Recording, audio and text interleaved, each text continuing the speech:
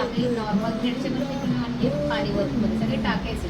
फक्त आपली हात चांगलं चालेल म्हणून आपण हे केलं. ठीक आहे. आता ह्याच्यामध्ये नेक्स्ट स्टेप काय आहे झालंय. त्याच्यानंतर पाणी वन झालंय. आता आपण घेतोय लोडिंग.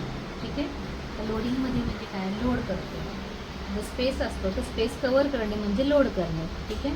तर एक टाका सगळ्यात आधी घेतो आणि इथून क्रॉसमध्ये, नॉट स्ट्रेट, क्रॉसमध्ये आपण घेऊन एक टाका, त्याला चिटकून दुसरा टाका आणि इथून रिटर्न, पण ह्याच्या थोडंसं अलीकडे एक टाका आणि बरोबर वरच्या टाक्याच्या खाली सगळ्यात शेवटचा टाका. जेव्हा हा टाका तुम्ही घ्याल, हा जर स्पेस सोडलात तुम्ही तर दोऱ्यांमध्ये स्पेस होतो. जसं तुझा स्पेस राहिलं इथे ह्याच्यामध्ये स्पेस, तो का राहिलाय, कारण आपण वरून जेव्हा येतो तो इथे थोडंसं मागे पुढे होतो. असं झालं की तो स्पेस मग बरोबर ह्याला चिटकून तिथंच घेतला आपण, तर स्पेस राहत नाही, बरोबर त्याच्या खालीच. मग हा खालच्या साईडला जेव्हा घेतो हा थोडासा असं प्रेस करायचं, मग इथून रिटर्न, मग हा वरती गेल्यावर नोक वरच्या साईडलाच फिरला पाहिजे तो, कारण वरच्या साईडला जाताना आपण डायरेक्शन चेंज होते सुईची, खालून वरून मध्ये डिफरंट आहे.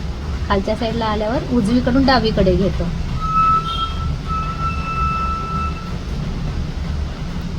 हे बरोबर त्याच्या खाली. तर ह्याच्यात स्पेस आहे का माझ्या ह्याच्यात, नाही.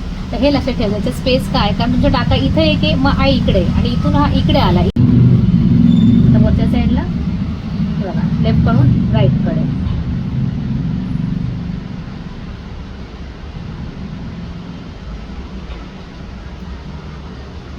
हा वरच्या साईडला पण असं ओढला गेला पाहिजे, तेव्हा तो इथे लॉक होतो. मग खाली जेव्हा येतो तेव्हा तो टाका खाली येत नाही. वरचा वरती लॉक होतो, खालचा खाली लॉक होतो. मग हे टाक्यांची आपली ही लाईन एकसारखी आली पाहिजे आणि इकडची एकसारखी आली पाहिजे. ठीक आहे. मग सेम हा दोरा आपण जरदोशीने पण आपण घेऊन करू शकतो, म्हणजे गोल्डनच्या कसबने करू शकतो आपण. ट्राय करा. समजलं? परत एकदा दाखव. बरं होतं, तू लॉक केलंस.